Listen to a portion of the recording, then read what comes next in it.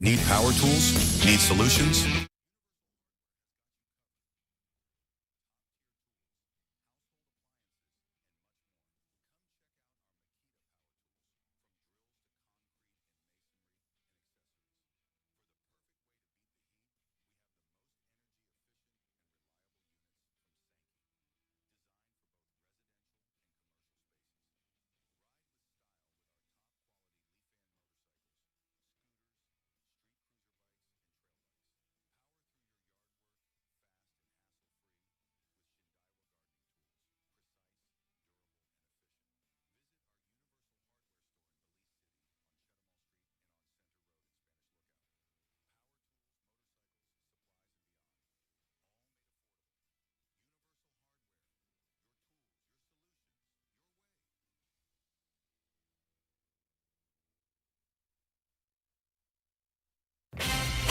In Belize and beyond, love is everywhere.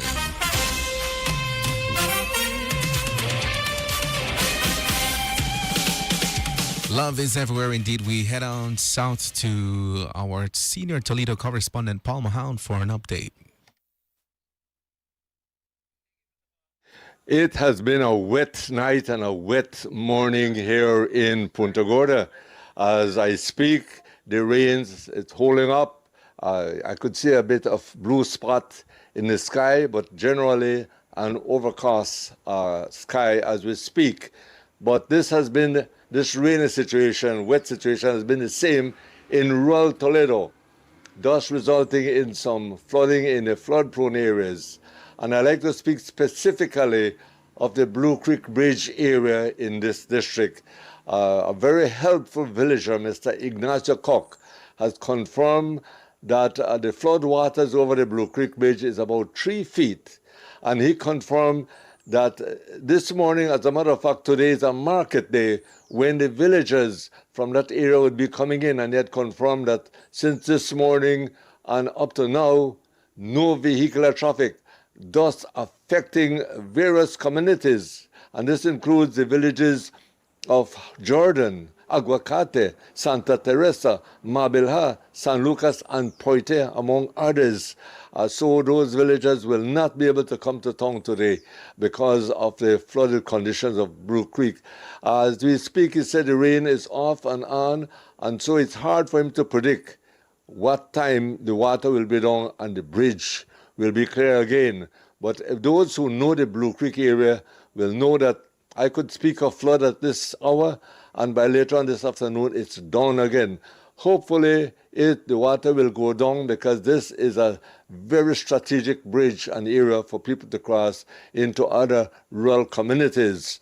And of course, as Mr. Cox said, nobody should take any chance of passing that location at this time when the water is over the bridge.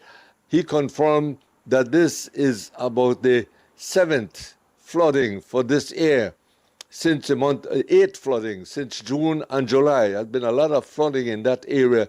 And this indicates the urgent need for the authorities, as he said, to address this flood situation every year. This has been happening for decades and over 2 decades. And it's time enough, he said, that this situation should be addressed.